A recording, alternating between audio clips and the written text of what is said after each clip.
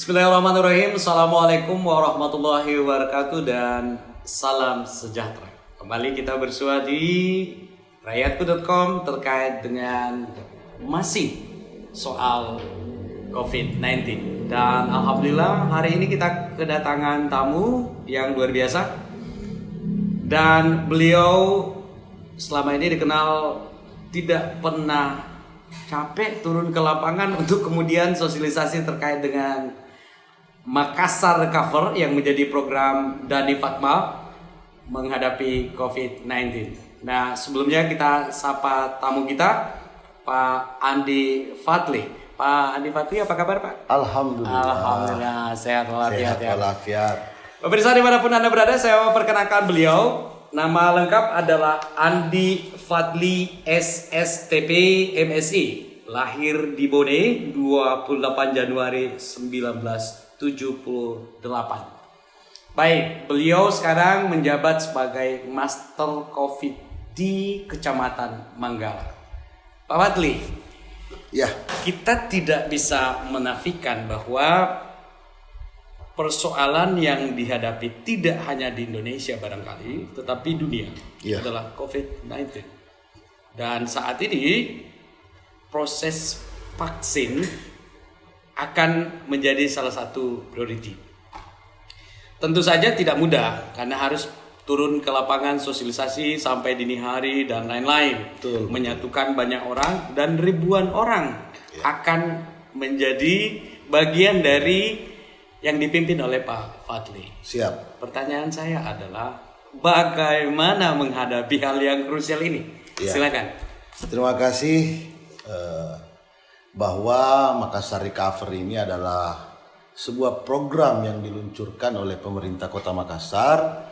Dalam hal ini pemerintahan Dhani Fatma sebagai salah satu program unggulan khususnya dalam rangka penanganan pandemi COVID-19 di Kota Makassar. Baik. Nah, Makassar Recover sendiri juga merupakan program multi inovasi. Jadi selain daripada penanganan dari pandemi COVID-19 juga ada inovasi-inovasi baru yang pada intinya adalah Makassar Recover sendiri adalah sebuah cara baru penanganan pandemi COVID-19 khususnya di Kota Makassar sendiri. Dalam pelaksanaan, mungkin saya perlu jelaskan sedikit bahwa ada 3 hal yang menjadi program ataupun tujuan daripada Makassar Recover ini. Nah, yang pertama adalah imunitas kesehatan. Kemudian yang kedua adalah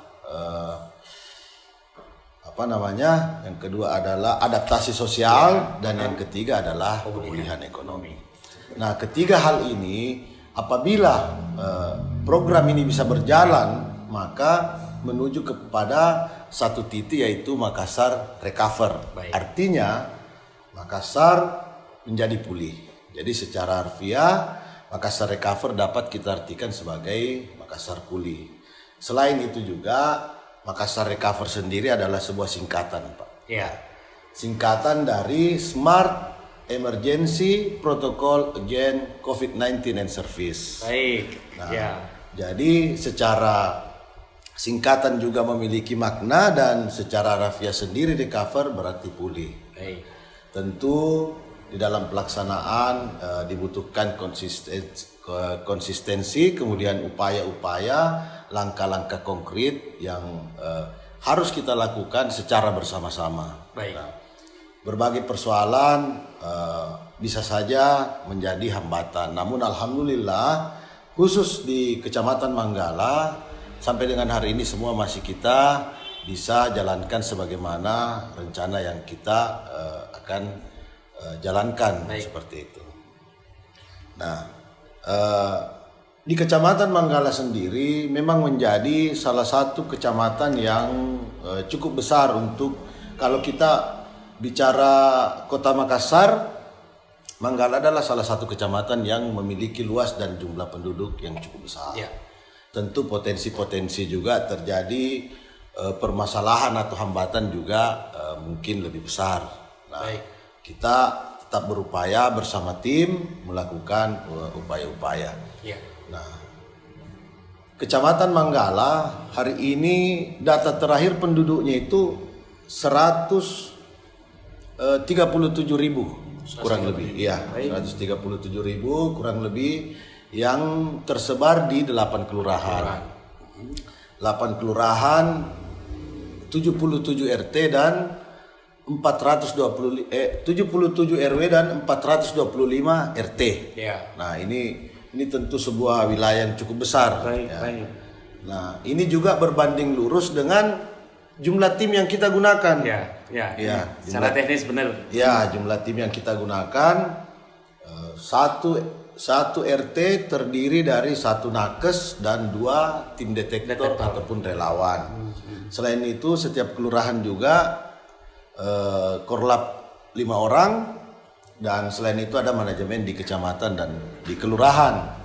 Kurang lebih itu totalnya 1.300 lebih, Pak, yang harus kita manage sebagai tim untuk menjalankan ini program khususnya di Kecamatan Manggala. Ya, kurang lebih seperti itu, Pak. Luar biasa. Dan mensinkronkannya ini tidak mudah ya. Betul. Nah, Pak Fadli, sampai dini hari sosialisasi, boleh tahu tidak apa kendala yang paling berat dihadapi? Ini menyatukan tim tidak gampang. Ya. Siap. Silakan. Nah, kendala yang paling besar sebenarnya tidak begitu signifikan. Namun apabila ini tidak dimanage dengan baik, disitulah persoalannya, Pak. Ya. Saya kira kunci dari suksesnya program khususnya di tim kami adalah sinergitas. Nah, sinergitas. Untuk mewujudkan sinergitas ini tentu dibutuhkan secara internal di tim kami adalah yang pertama adalah komunikasi. Komunikasi harus intens, kemudian koordinasi setiap permasalahan yang ada di bawah segera kita koordinasikan, termasuk langkah-langkah yang harus kita segera laksanakan. Nah, kalau ini terjaga, insya Allah tercipta sinergitas. Jadi kuncinya saya rasa kalau untuk di tim kami itu adalah dibutuhkan komunikasi, koordinasi sehingga tercapai namanya sinergitas. Nah, itu kalau internal tim. Nah, tim ini kan, Pak, akan turun ke lapangan, turun ke masyarakat. Nah, tentunya hal yang tidak kalah pentingnya adalah bagaimana sehingga masyarakat bisa menerima program ini dengan baik. Oleh karena itu tentu sangat dibutuhkan yang namanya sosialisasi. Nah, sosialisasi ini harus kita lakukan secara masif, Pak. Kita lakukan secara masif di internal kami. Alhamdulillah sejak peluncuran daripada atau launching daripada program Makassar Recover pada tanggal 5 Maret yang lalu, kami sudah melakukan berbagai macam sosialisasi ke bawah, baik itu secara formal maupun informal, melalui media-media, grup-grup kita sudah lakukan sosialisasi, dan yang paling secara formal kemarin kita sudah melakukan sosialisasi di 8 kelurahan. 8 kelurahan di Kecamatan Manggala kepada seluruh ketua RT, ketua RW, LPM, imam dan seluruh stakeholder yang ada.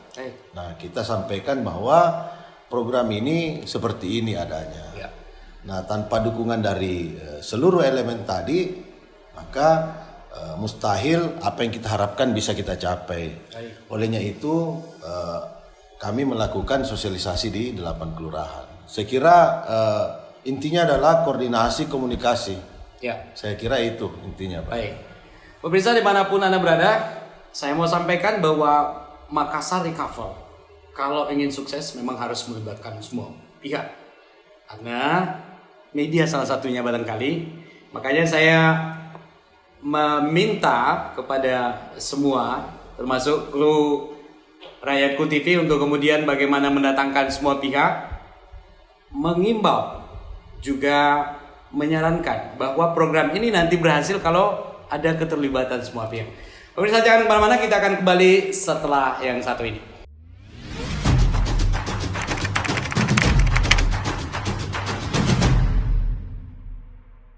Baik pemirsa, kita kembali di bincang-bincang dengan Master COVID Manggala. Pak Fadli, Pak Dhani pernah menyampaikan bahwa program ini nanti berhasil kalau serentak. Betul. Bagaimana menerjemahkan di setiap kecamatan terutama Manggala? Iya, betul. Jadi salah satu yang berbeda daripada Makassar Recover adalah pelaksanaannya yang serentak. Nah, ini adalah cara baru penanganan COVID. Cara yang konvensional biasanya suspek dulu, Pak. Ya. Jadi ditemukan suspek, Betul. kemudian di tracking ke belakang 14 hari, kemudian dilakukan penanganan. Nah, seperti itu. Nah, Makassar Recover adalah sebuah cara baru. Kuncinya adalah secara serentak bersamaan. Masif. Nah, oleh karena itu di setiap RT, karena memang kegiatan ini nantinya adalah berbasis RT, itu ada satu orang tenaga kesehatan yang akan didampingi oleh 2 orang relawan yang kemudian akan melakukan screening kesehatan, termasuk di dalamnya adalah pemeriksaan dengan menggunakan alat genose. Nah, untuk mengetahui kondisi terpapar dengan tidaknya yang bersangkutan. Setelah itu dilaksanakan, maka hasil yang akan kita dapatkan akan dikategorikan. Nah, mungkin secara umum terpapar dengan tidak, kan begitu. Nah, yang terpapar ini akan ditriase atau dikategorikan lagi. Kalau dia OTG atau gejala ringan, bisa saja mungkin dilakukan dengan penanganan isolasi mandiri dan pemeriksaan langsung ke rumah. Kalau dia atau yang bersangkutan membutuhkan penanganan secara medis, maka akan dilanjutkan dengan rujukan ke rumah sakit. Nah, OTG maupun yang dengan gejala maupun tanpa gejala akan dilakukan penanganan secara bersamaan dan serentak. Nah, di sini kuncinya, Pak. Nah, kalau di dalam teorinya masa inkubasi 14 hari, Pak. 14 hari. Setelah penanganan 14 hari, maka akan dilakukan kembali pemeriksaan seperti yang pertama. Akan diperiksa semua kembali secara bersamaan. Kalau masih ada ditemukan, akan dilakukan kembali penanganan seperti yang pola pertama tadi. Nah, diharapkan beberapa kali pola yang kita lakukan ini sudah meminimalisir daripada jumlah orang yang terpapar COVID. Nah, itu dalam hal penanganan COVID. Salah satu multi inovasi yang ada di sini adalah setiap masyarakat yang didata atau dilakukan pemeriksaan kesehatan itu akan mendapat namanya barcode, Pak. Barcode ini kemudian inilah yang masuk ke program entry protokol. Jadi kalau misalnya masyarakat tidak bersedia atau tidak mendapatkan barcode, tentu ada panisnya, Pak. Nah, panis itu kan selalu beriringan dengan reward. Rewardnya satu sisi, panisnya juga ada.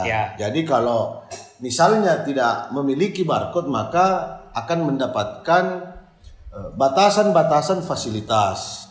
Nah, itu bisa dijelaskan fasilitas. Nah, contoh nanti akan ada namanya penerapan entry protokol. Jadi misalnya kita ke suatu acara atau gedung pertemuan. Nah, di pintu masuk entry protokol itu wajib memperlihatkan barcode. Kurang lebih seperti itu. Nah, kalau sudah memiliki barcode dipersilakan, kalau belum maka aksesnya terbatas. Bahkan bisa berkembang, Pak. Saya pikir juga kalau misalnya ada urusan di misalnya di kecamatan, di kelurahan juga bisa diterapkan itu. Bisa kartu penduduk juga ya. Kartu penduduk dan sebagainya. Ada mekanisme-mekanisme yang kita buat untuk mengatur itu. Nah, itu terkait entry protokol. Baik, apakah boleh saya simpulkan bahwa semua warga Makassar wajib untuk mengikuti itu? Karena paling tidak kan semua orang harus dilengkapi dengan barcode. Dan kalau tidak, ada punishment-nya. Ada sanksi yang harus dia jalani. Betul. Ini luar biasa saya pikir. Untuk benar-benar memulihkan Makassar sesuai dengan programnya Dhani Fatma. Dhani Fatma. Baik. Pak Andi Fadli, ini memang tidak mudah. Ya. Lagi-lagi saya bilang kuncinya ada di sosialisasi. Dan memang kita harus turun sama-sama Harus ya Pak. masif. Media juga. Media, teman-teman Ya, media. teman-teman media. Saya pikir kita harus sukseskan program pemerintah kita Ya. dalam hal ini. Nah, apakah saya boleh bertanya terkait dengan setiap orang akan didata satu persatu, didatangi rumahnya atau bagaimana Pak Fadli? Bisa dijelaskan? Jadi tenaga kesehatan atau medis yang 1 orang per RT itu akan didampingi oleh 2 orang relawan atau detektor. Nah, Ya. inilah yang 3 orang ini atau petugas ini yang akan secara door to door mendatangi seluruh rumah tanpa terkecuali. Baik. Ya, karena itu tadi Pak, kembali bahwa kunci dari kesuksesan ini adalah harus serentak dan menyeluruh. Ya. Jadi, nah, semua data ini saya menambahkan sedikit bahwa semua data yang dihasilkan dari hasil pemeriksaan itu akan dimasukkan ke aplikasi. Baik. Jadi ada sistem aplikasi yang dirancang sedemikian rupa untuk penginputan hasil daripada pemeriksaan. Baik. Nah, inilah terkait dengan Smart City. Nah, kita tahu bersama bahwa pemerintahan Bapak Wali Kota bersama Ibu Wakil Wali Kota mengedepankan namanya Smart City. Nah, salah satunya adalah di dalam program ini. Jadi, semua hasil pemeriksaan itu akan terpantau Pak di aplikasi. Baik. Data yang masuk di aplikasi oleh tim detektor itu akan kita pantau secara real time. 24 jam akan tergambar di namanya command center. Baik. Command center atau war room yang ditempatkan di sekretariat kecamatan. Nah, nyambung dengan di balai kota secara akumulasi 15 kecamatan juga akan terpantau di balai kota atau war room. Jadi semua real time Pak. Semua Smart City kita menggunakan full aplikasi. Seperti itu. Jadi memang nanti kita bisa memantau. Baik. Nah, yang tidak kalah pentingnya yang dipantau di situ selain daripada bagaimana progres penanganan COVID itu sendiri juga indeks kepatuhan.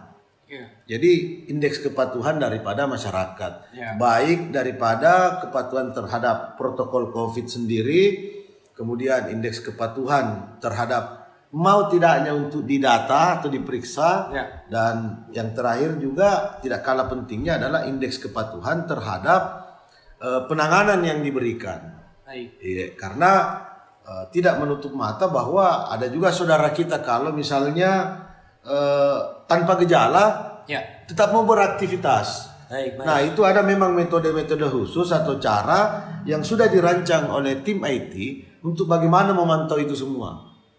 Itu untuk mengukur daripada indeks kepatuhan masyarakat terhadap protokol kesehatan. Iya, luar biasa. Ini program memang luar biasa. Pemirsa, saya mau sampaikan begini. Ada sebenarnya ayat yang mungkin perlu menjadi ini selalu saya bayangkan Pak Fadli. Saya ke masjid misalkan biasanya kita habis sholat salaman. Kemudian ketika biasanya dirapatkan ini ada jaga jarak. Sebuah kondisi yang berbeda dengan apa yang pernah kita alami jauh sebelumnya waktu kita kecil. Dengan adanya COVID semua berubah. Nah, dengan program ini saya pikir ada ayat sebenarnya menyatakan bahwa la in zakartum la azidannakum wa la in kafartum inna azabi lasadid. Saya pikir tidak hanya harta yang harus disyukuri ya. Pemimpin yang punya program seperti ini juga harus kita syukuri. Kehadiran Pak Dhani Fatma yang kemudian COVID-19 ini Presiden juga langsung, Makassar Recover ini dihadiri Presiden, itu juga sebuah kesyukuran yang harus kita support. Jadi pemirsa, dimanapun Anda berada, saya pikir khususnya warga Makassar, kita harus bersama-sama untuk kemudian menyukseskan program ini. Sekali lagi jangan kemana-mana, kita akan kembali setelah pesan berikut ini.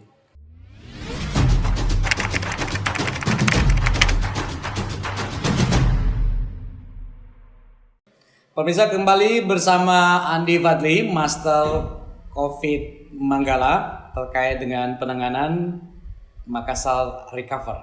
Pak Fadli, boleh tahu tidak kapan sih sebenarnya program ini benar-benar apply door to door ke rumah masyarakat kita yang secara keseluruhan di Kota Makassar? Iya. Silakan. Ini kan untuk sampai dengan hari ini kita masih siapkan segala sesuatu, infrastruktur, sarana prasarana, peralatan dan sebagainya, personil dan sebagainya. Baik. Termasuk persiapan BIMTEK.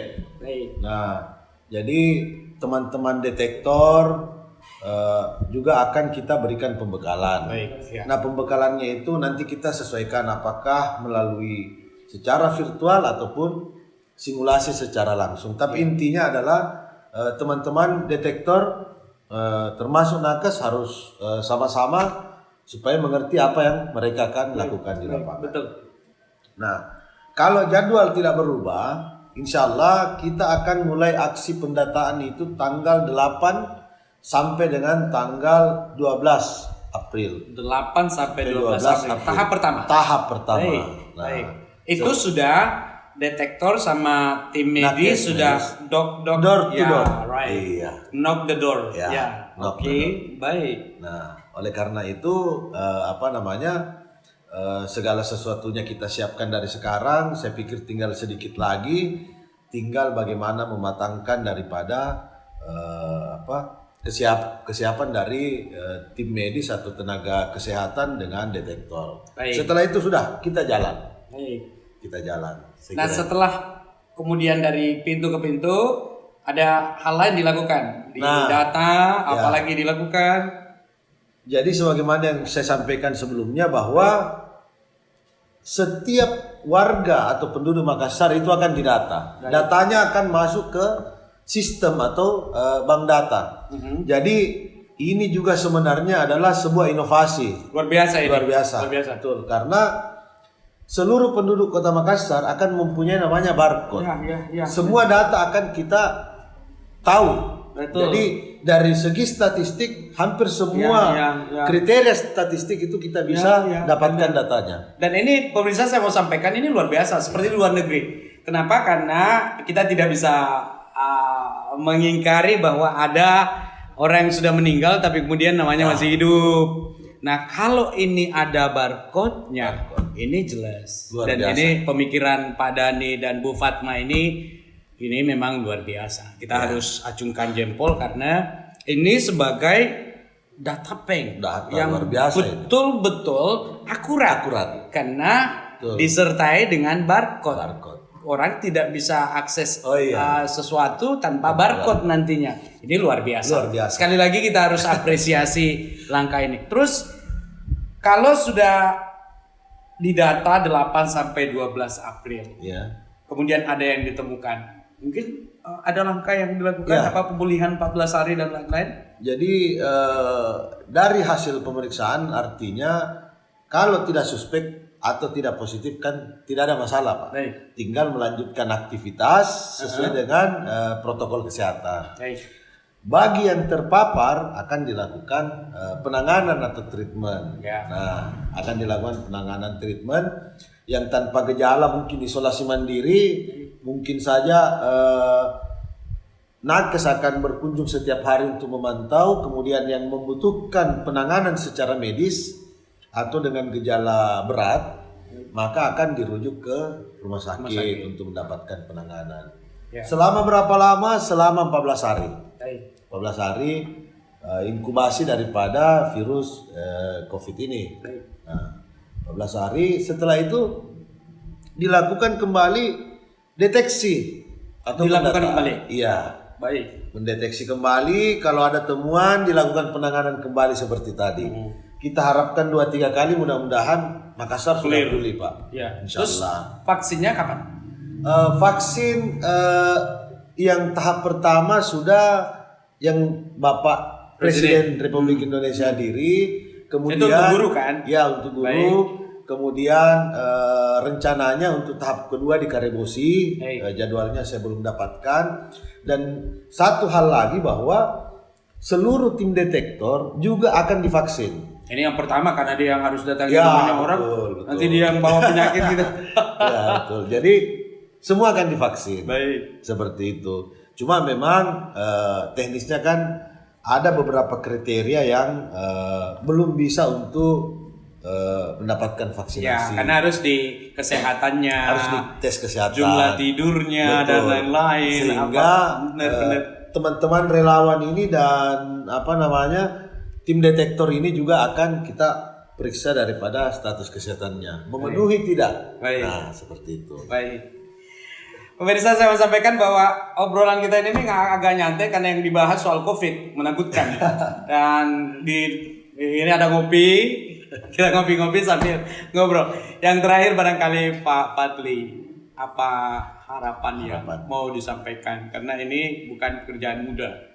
Ya. Butuh ribuan orang yang dibawahi Pak Fadli untuk kemudian intervene masuk ke warga-warga sampai kemudian harus knock the door.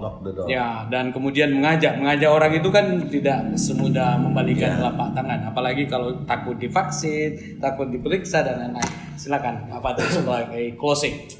Baik, yang pertama kepada seluruh tim Makassar Recover, Kecamatan Manggala khususnya, yang saya cintai, saya banggakan. Mari bersama-sama kita satukan tekad, satukan kekuatan untuk bersama-sama mensukseskan daripada program Makassar Recover. Kemudian kepada seluruh elemen yang ada di Kecamatan Manggala, kepada seluruh masyarakat, mari bersama bahu-membahu. Tanpa dukungan kita semua, program ini tidak akan berjalan. Ini adalah sebuah program pemerintah, urusan kemanusiaan, urusan kita semua, urusan anak cucu kita ke depan. Mari kita sama-sama ingat Ki, peduli Ki, selamat Ki. Mari menuju Makassar Recover, Makassar pulih, Makassar sehat, Makassar selamat. Demikian. Baik, terima kasih. Luar biasa Pak Andi Fadli, Master COVID Manggala. Saya juga mau mengingatkan sekali lagi pada semua pemirsa, khususnya kepada warga Makassar, ayo kita sama-sama mendukung program pemerintah untuk Makassar Recover. Kenapa? Ini juga terkait dengan kelangsungan kita beraktivitas, karena kita tidak bisa menafikan COVID-19 betul-betul memporak-porandakan banyak sisi kehidupan. Sekali lagi terima kasih atas kedatangannya Pak Fadli. Siap. Saya Subhan Yusuf. Sekali lagi terima kasih semua pemirsa. Sampai jumpa. Assalamualaikum warahmatullahi wabarakatuh.